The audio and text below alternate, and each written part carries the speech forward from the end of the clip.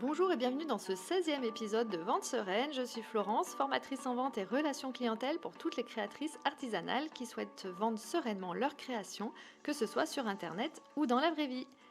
Alors aujourd'hui, nous allons parler d'une situation de beaucoup de créatrices qui vendent ou qui veulent vendre, si ce n'est déjà fait, leurs créations en gardant pour l'instant leur activité salariée principale. Et on va évoquer les écueils à éviter et on va aborder les points importants à mettre en place pour bien s'organiser quand on souhaite donc vendre ses créations finalement à temps partiel, on va dire, ou en activité secondaire. Alors en premier lieu, il faut savoir identifier tes envies. Est-ce que tu veux vendre tes créations artisanales pour le fun, je dirais, donc sur ton temps perdu par pur plaisir, sans attendre spécialement et atteindre spécialement des objectifs, pour te faire un complément de revenu sur lequel tu ne comptes même pas spécialement, qui sera donc aléatoire. Ou est-ce que ton but est d'avoir un revenu quand même récurrent tous les mois tout en gardant ton activité salariée que tu ne comptes pas laisser un jour? Ou encore, est-ce que ton objectif est plutôt de propulser cette activité de création artisanale pour peut-être un jour en vivre pleinement et arrêter ton activité salariée principale? Alors il est nécessaire de se poser la question, car les moyens utilisés ne seront pas les mêmes selon le cas de figure. Alors quand je parle de moyens, je parle aussi bien de moyens financiers, matériels, que du temps aussi que tu vas consacrer à cette activité, ainsi que l'organisation à mettre en place. Il est évident que tu ne vas pas t'y prendre de la même façon selon ton objectif et les actions à engager vont être forcément différentes. Donc partons du principe que tu veuilles vivre de ton activité, puisqu'à minima, tout ce dont on va parler pourra servir évidemment aux créatrices qui veulent débuter, on va dire, plus tranquillou. Donc, quand on est salarié et qu'on veut donc se déclarer en auto-entreprise, par exemple, pour débuter, tu vas la déclarer en activité secondaire et il convient de vérifier surtout si tu as le droit vis-à-vis de ton emploi actuel. Ça, c'est important. En effet, sur le principe, tu as le droit de cumuler un emploi salarié et une micro-entreprise, si tu es en micro, par exemple. Cependant, il y a des conditions à remplir. Ton activité artisanale ne doit pas concurrencer l'activité de ton employeur actuel. Et il est indispensable de vérifier si tu as également signé dans ton contrat donc une clause de non-concurrence ou encore une clause d'exclusivité qui t'interdit d'effectuer une autre activité. De la même manière, si tu es fonctionnaire, tu as un statut spécifique et il est obligatoire de voir avec ton administration pour savoir si tu as le droit ou non. Ça, c'est important. Donc une fois que tu as vérifié cela, tu vas pouvoir te consacrer sur ton temps perso à ton activité artisanale. Alors l'écueil à éviter est de vouloir te lancer partout, tout en même temps, sans objectif, sans plan, sans rien, de vouloir en faire un max, voilà, maximum, mais sans savoir où tu vas. Pourquoi? Parce que tu vas rapidement t'épuiser. Et puis si tu as une vie sociale extérieure ou une famille, cela risque de coincer à un moment donné. Donc le fait d'avoir déjà une activité principale va te restreindre dans ton temps imparti, donc il va être nécessaire de l'utiliser à bon escient et donc d'aller à la fois à l'essentiel et être organisé. Tu ne vas pas avoir le même nombre d'heures à consacrer à ton activité artisanale si par exemple tu es déjà à 35 heures dans ton activité principale. Enfin tu peux, mais bon, ça va être certainement aussi compliqué, tu vas bien cravacher, après ça c'est au choix de chacun. Donc dans tous les cas, il va falloir faire des choix judicieux sur les actions à mener. Il va falloir penser à ta gamme de produits. Ta gamme doit être tout de suite très claire, elle ne peut pas être trop étendue, car plus tu auras une gamme étendue et plus tu vas devoir créer des produits différents, donc plus tu vas devoir avoir du temps à y consacrer. Donc une gamme restreinte va pouvoir t'aider à rester focus sur l'essentiel et cela va t'aider dans tous les autres pôles de l'activité finalement, par exemple pour la gestion de tes stocks. Alors attention, quand je dis gamme restreinte, on s'est bien comprise, ça ne veut pas dire n'avoir que 3 produits en stock. Je ne parle pas du nombre de produits, je parle bien ici de différents produits, de différentes collections, je dirais. Ne lance pas trop de choses, voilà, trop de collections, etc. à la fois. Ne te lance pas dans trop de produits différents à la fois. Dans tous les cas, ce conseil est valable pour n'importe quelle activité. D'ailleurs, il vaut mieux proposer un bon produit que plusieurs pour avoir du choix, mais sans cohérence déjà entre eux, parce qu'on n'a pas eu le temps de réfléchir à tout ça, et quelquefois même de moins bonne qualité. Donc concentre-toi sur ce que tu préfères faire et vendre, et tiens-toi-y au départ. Donc je disais que cela va t'aider aussi dans la gestion de tes stocks, cette gamme restreinte, que ce soit au niveau des stocks de tes créations, pour les stocker, mais aussi au niveau du stockage de ton matériel. Parce que plus tu vas créer des choses différentes, hein, plus tu devras avoir du stock de matériel différent, donc ça c'est sûr. Donc plus de dépenses aussi également à investir, et plus tu devras faire de la place pour les stocker, et sans garantie en plus de vendre tous tes différents produits. Donc, si tu peux te concentrer sur quelques produits, ce sera aussi beaucoup plus facile pour toi d'aller à l'essentiel pour parler de ta marque, hein, pour dire ce que tu crées, pour parler de ton activité, pour travailler aussi sur ta clientèle idéale, hein, sur ta cible de clients potentiels, à qui tu t'adresses, à qui sont adressées tes créations. Ça, c'est judicieux pour pouvoir communiquer directement à ces personnes et gagner en visibilité. Alors pour la visibilité et la communication, justement, aller à l'essentiel et ne pas te perdre sur tous les réseaux sociaux va être aussi la clé finalement de ton organisation. Alors choisis un ou deux réseaux où tu sais que tu peux attirer ta clientèle cible et tiens-toi-en à ces un ou deux réseaux. Si tu crées déjà du contenu sur les réseaux sociaux, hein, toi-même tu sais que c'est une activité très chronophage, que ça prend du temps de créer du contenu et que la visibilité ne se fait pas en un jour. Donc la partie communication va être super importante et peut prendre aussi une bonne partie de ton temps. Donc tout dépend encore une fois du temps dont tu disposes, hein, bien sûr, selon la vie de chacune, hein. Chacune n'a pas le même temps à consacrer. Et puis tout dépend si tu es aussi à l'aise dans chaque domaine, hein, si tu connais bien les réseaux sociaux et leur fonctionnement, si tu as besoin d'être formé au contraire, etc.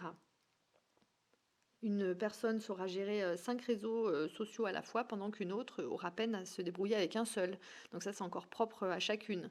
Donc c'est toujours qu'un conseil, hein, ou de réseau. Si tu te sens d'en faire 5 ou 6, eh ben, tu fais. Et puis se lancer dans trop de choses à la fois, hein, peut apporter plusieurs désagréments. Être moyennement efficace dans tous les domaines au lieu d'être efficace dans un ou deux domaines, justement. On peut aussi finalement remettre toujours à plus tard et procrastiner face à l'ampleur aussi des tâches à faire et de ce qu'on s'est mis à faire et des efforts à fournir. On peut aussi se dire qu'on n'aura jamais le temps et faire l'autruche ou encore tout laisser tomber au final en se sentant nul. Donc pour éviter tout cela, planifier peut être un bon moyen d'avancer step by step, hein. Il vaut mieux des petits pas dans la bonne direction au lieu de vouloir tout faire et ne rien finir. Et puis cela donne une bonne satisfaction, hein, quand on regarde dans le rétroviseur et que l'on voit le chemin accompli.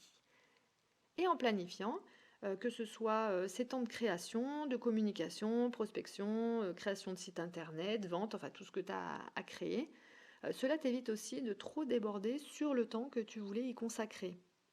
Et ça évite aussi de mettre en péril tes autres temps que tu souhaites consacrer à d'autres choses, comme la famille, les sorties, le sport ou autre, enfin voilà, tous tes loisirs. Et cela pose un cadre aussi aux autres. Donc si tu vas en famille, hein, pour que tout le monde sache que ce temps-là, c'est le tien et qu'il est important pour toi, si c'est toi qui l'as défini. Et quand on planifie quelque chose, il est essentiel, à mon sens, hein, de veiller à ne pas remplir non plus de trop ta to-do list, hein. On a tendance à tout vouloir faire encore une fois, à se lancer dans plein de choses, hein, c'est normal, on a plein d'idées, on veut que ça avance vite. Mais quand on écrit plus de 3 tâches importantes à faire par jour, hein, ça commence à faire beaucoup et on sait pertinemment que le délai ne sera pas tenu car il y a toujours des aléas. Alors bon, toi, tu arrives peut-être, hein, à tenir, hein, mais on n'est pas tous comme ça. Donc plutôt que de noter que tel jour tu dois faire telle ou telle chose, planifie aussi peut-être aussi des créneaux horaires dans ce jour-là. Ça peut grandement t'aider. Je parle de mon expérience à moi, hein, du coup, parce que je travaille à domicile et je sais que ça va parler aussi pour beaucoup, pardon. Mais si je note seulement de faire telle ou telle tâche dans la journée, dans une même journée, tu peux être sûr que je me dis que j'ai le temps, hein, de la faire, hein, donc je suis large, hein, sur la journée. Et puis bon, admettons que je commence quand même cette tâche, et puis hop, je me mets un peu sur le téléphone, et puis hop, je retravaille un peu. Et puis je me dis mince, j'ai une lessive à faire tourner, et puis hop, je retravaille. Et puis mince, je me dis ah bah oui, mais je dois préparer le repas. Et bref, en plus, pour peu que tu aies des enfants dans les parages, et là tu sais que tu vas mettre 15 ans à finir cette tâche qui ne sera peut-être même pas terminée le jour prévu. Alors donc, toujours l'idée du step by step, hein, on y va une tâche après l'autre et on sera plus efficace de cette manière. Alors finalement, la gestion du temps, c'est notre pire ennemi, hein, que l'on soit salarié, entrepreneur, que l'on souhaite faire plein d'autres activités, de loisirs, etc. C'est toujours le temps qui nous manque et on a toujours cette impression de temps qui manque. Et il ne faut bien sûr pas oublier les temps de repos, hein, bien sûr, essentiels pour le bien-être, le moral, la créativité, la motivation et l'efficacité. Donc la tête dans le guidon tout le temps amène au surmenage, hein, donc prendre soin de soi fait aussi partie du jeu. Mais donc, voilà, dans tout ceci, quand as-tu le temps finalement de vendre? Avec tout ce que je t'ai dit. Et oui, parce que c'est chouette de créer, parler de sa marque, ses créations, créer de la relation avec les autres, faire de la communication pour qu'ils connaissent ton travail. Bien sûr, c'est important. Cependant, il y a aussi un temps à consacrer à la vente, que ce soit sur un site internet. Ça peut être aussi, une marketplace, ça peut être une boutique physique, un marché, les salons, les foires, etc. Donc si tu n'as pas encore d'idée, je t'invite à écouter le tout premier épisode de podcast qui s'intitule Je crée une boutique, boutique en ligne ou vente physique. Plusieurs questions à se poser. Donc ai-je le temps de me consacrer à un site internet déjà, à préparer, à envoyer des colis dans les délais, à répondre aux gens via message ou mail, etc. Ai-je le temps de faire quelques marchés quand j'en ai envie? Se poser la question de ai-je le temps, mais aussi la question de ai-je l'envie? Parce que tout le monde n'aime pas forcément la vente physique et tout le monde n'aime pas forcément la vente sur Internet. Alors, ce que je peux te conseiller au départ, hein, que j'ai également appliqué à moi-même à l'époque, hein, donc si tu ne sais pas encore bien où tu vas, ce que tu veux faire et que ton temps est limité, tu ne veux pas encore créer de site internet parce que ça te paraît être une montagne où tu n'as pas le temps, c'est de faire tester finalement tes produits dans une boutique, hein, voir s'ils fonctionnent, s'ils ont de la demande, hein, si, voilà, en choisissant une boutique près de chez toi, prête à revendre tes créations par exemple. Tu vas pouvoir les déposer en ce qu'on appelle donc en dépôt-vente, moyennant bien sûr une commission. Donc comme la boutique va te prendre une commission, hein, c'est normal parce qu'elle t'offre la visibilité, c'est elle qui s'occupe des ventes. Alors bon, la commission peut être quand même assez onéreuse, mais bon, c'est à calculer. Il sera donc nécessaire évidemment de bien calculer toi en amont tes prix pour que tu arrives toi aussi bien sûr à te rémunérer. Donc là, je t'invite à écouter l'épisode numéro 5 de ce podcast, hein, qui s'intitule Comment fixer le prix de ses créations. Et pour cela, donc, il y a aussi un travail en amont de recherche de la bonne boutique, hein, ou les bonnes boutiques. Tu peux en trouver plusieurs si tu veux, mais qui correspondent vraiment à tes créations, à ta gamme de prix et à ta clientèle cible. Ça, c'est important.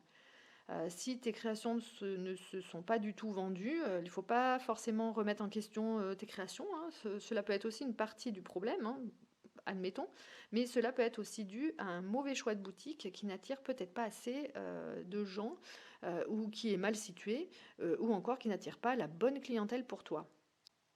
Donc si tu fais un bon choix de boutique, ça peut être un bon moyen de vendre sans que cela empiète sur ton temps.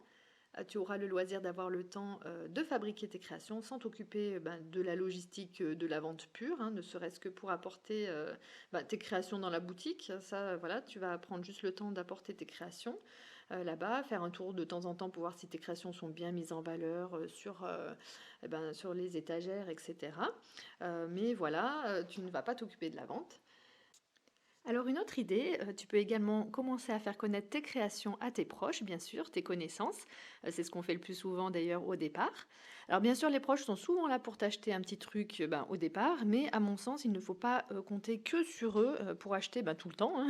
Le bouche à oreille va un peu fonctionner au début, mais après, chacun a sa vie, hein, et ton entreprise n'est pas leur entreprise. C'est pas eux qui vont te faire tourner une entreprise entière tout le temps, voilà, sur l'année. Donc il va falloir aller au-delà de mamie, hein, qui t'achète un bijou pour te faire plaisir, ou qu'elle aime, hein, j'espère aussi. Donc parce que bon, tes proches, hein, sont pas forcément non plus la cible de tes produits. Donc c'est normal que chacun ne se retrouve pas dans ce que tu proposes. Donc voilà, donc il va falloir aller un tout petit peu au-delà, un petit peu beaucoup même. Donc cependant, c'est un bon point de départ pour les motiver à parler de toi autour d'eux, pour commencer à te faire connaître et commencer à vendre et te mettre un petit peu aussi dans le bain de la vente et puis te donner confiance en toi. Donc en résumé, si tu souhaites te lancer dans la vente de tes créations tout en restant salarié, le meilleur conseil que je puisse te donner est de rester focus sur tes objectifs, sur la direction que tu veux faire prendre à tes créations, à qui tu veux les vendre, et aller surtout à l'essentiel pour ne pas t'éparpiller, que ce soit dans l'organisation de ton temps de création, ton temps de fabrication de création, ton temps pour la communication, pour la vente, dans ta gamme de produits proposés et dans la gestion de tes stocks. Une planification effective, hein, mais pas trop rigide, comme on a dit, pour que tu prennes bien sûr plaisir à créer cette nouvelle activité qui te fait vibrer, pour qu'elle ne devienne surtout pas une corvée, hein, ça serait dommage, puisque si tu aimes créer, faire de la création, voilà, il ne faudrait pas te laisser submerger par voilà, les autres aspects comme la vente, etc., et puis que ça te dégoûte, hein, donc il faut y aller step by step. Voilà. Bah, écoute, si tu écoutes ces podcasts, ça me ferait plaisir, d'avoir, ton retour sur Instagram ou sur YouTube où tu peux laisser des commentaires, sous la vidéo, comme ce n'est malheureusement pas le cas sur les autres plateformes. Donc j'espère en tous les cas que cet épisode t'a plu. Je te dis à bientôt pour un prochain épisode.